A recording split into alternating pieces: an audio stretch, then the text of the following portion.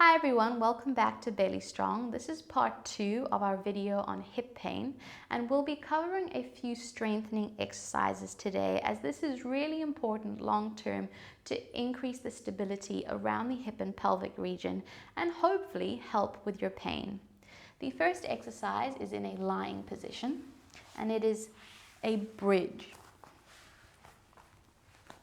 So you'll start lying on your back, hips or feet hip distance apart, and the movement begins with a pelvic tuck, flattening your spine into the mat and then lifting those hips up towards the ceiling.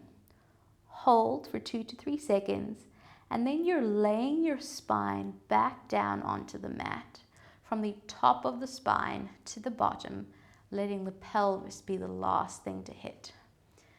And we just keep repeating that movement as you lift up, really squeeze the glutes, and then laying back down. So this is working on strengthening our glute muscles, which are really important for hip stability. And you can do 8 to 10 of these and repeat that 2 to 3 times. The next exercise is still in this bridge position, but this time we're adding a knee open and close.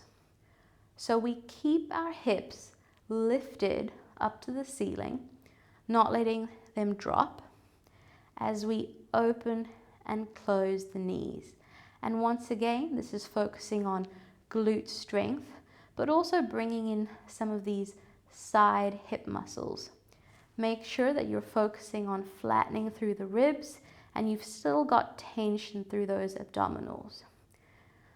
You can do 8 to 12 knee opening out movements.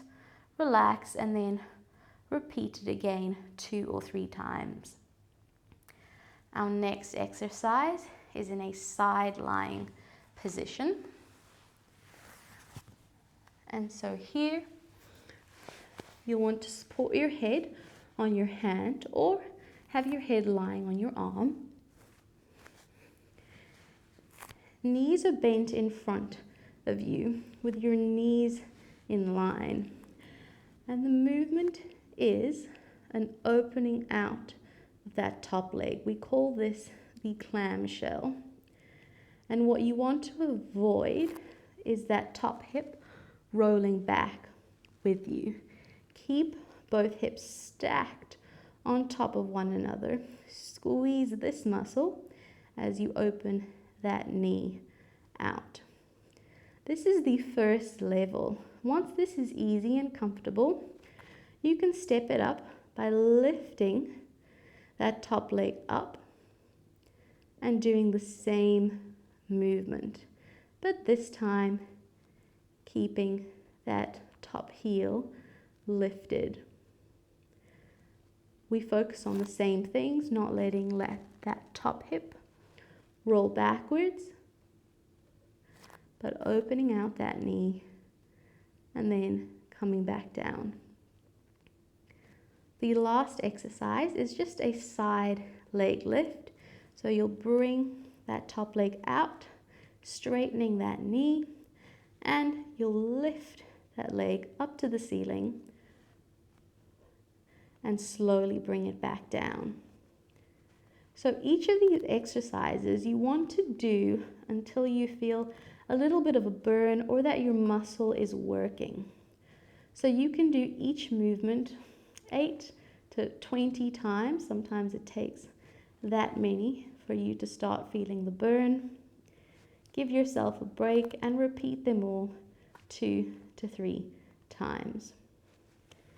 The last exercise is also on your side, but in a side plank position. You'll support yourself on your elbow, push out of that shoulder, have the knees together, and bring the hips up towards the ceiling, pushing the hips forwards. And the movement here is a tap down of the hips, and as you come up, you're going to open the knees. So you're down and up, keeping tension through those abdominals. And what this is going to do is strengthen those hip muscles, but it's also going to strengthen some of the muscles around the trunk and the torso, some of the abdominals that are also involved in pelvic stability. You can do this 8 to 12 times, have a break, and then repeat 2 to 3 times through.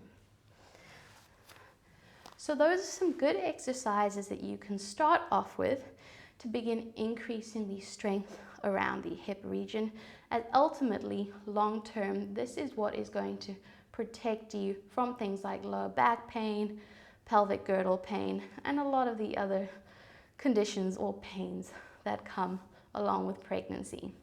Leave any questions in the comments below. Thanks for watching, and I'll see you soon on Belly Strong.